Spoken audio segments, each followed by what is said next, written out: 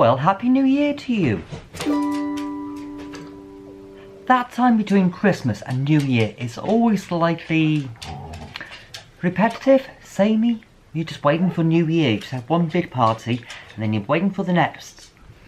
So what I thought I would do is catch up with two brilliant YouTubers who make their own home brew. Lee from Making Homebrew, Wild and Sheep. Hey, my name is Lee. And Erica from Erica's Little Welsh Garden. Hi, welcome to Erica's Welsh Kitchen. Hello you guys. Today I'm going to be starting off this Woodford Wherry Real Ale Kit. That's really hard to say. Now, I'm not a craft brewer. I don't pretend to be a craft brewer. I'm not interested in craft brewing. I'm the guy that likes to brew, the cheap stuff. Woodford Wherry Real Ale Kit. That's my thing. I like to keep things as simple as possible, and it works. So how was your Christmas? Did you have a good one? It's not too bad actually, because they get drunk anyway, so by the time you get around to talking, everyone's pretty drunk, so it's okay. Hey guys, Merry Christmas. I really hope you're having a fantastic, relaxing day, got some cool presents, and just chilling out. It's just, get drunk basically and eat lots of food. So, yeah. That's all Christmas is. Time to be with people that you want to be with. So, I hope you're doing that.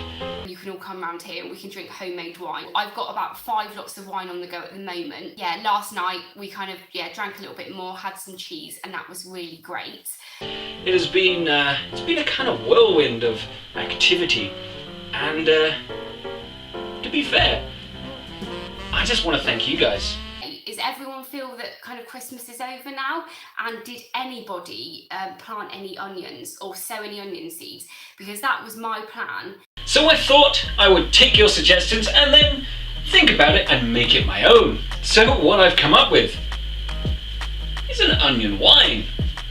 Oh, so Xmas is dead now. This year has been amazing. I mean, Homebrew, Wild and Cheap wise. I mean, it's had its highs, it's had its lows. So what made you start YouTubing? What I really love about YouTube is you get so much inspiration from other YouTubers. This is my hobby and I enjoy doing it. Have a bit of fun, have a few laughs. Wish I was better at video editing, but practice makes perfect. And why did you start home brewing? I'm hoping that maybe next year we can actually be a lot more sustainable in the alcohol that we make and drink and stuff, because it is very expensive, but it's also not great to be going to the shops all the time and having adding to your food miles, isn't it, with wine. I'm so glad I've started. Easy, cheap, simple, tasty. What more could you want? Loads of wine kind of all bottled up in her bathroom. Erica, what do you want to brew next? Rhubarb wine is going to be amazing when I grow the rhubarb. So I have created rhubarb wine, and because of the way I did it, I also have rhubarb. And it's perfect. Come on you two, talk to each other. Any questions?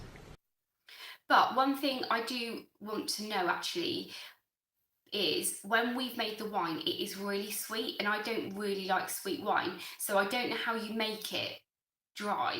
And all of the recipes say that you ferment it to dryness, but I've stopped, it stops fermenting when the yeast dies, so I don't understand how you can ferment it to dryness. So I'm going to have to look into that. I don't know if it's a different wine yeast that you need or something. The most common yeast I use is universal wine yeast.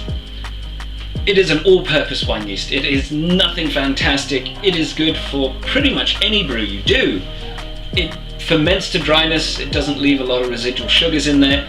It brews up to about 14%, which is, that's still a pretty respectable wine. You can go slightly higher with it, but it's easier to brew it slightly lower and get a dry product than take it to its extremes and get a sweet product. You can't take away sweetness from your wine, but you can always add it back in, and that's why I do it.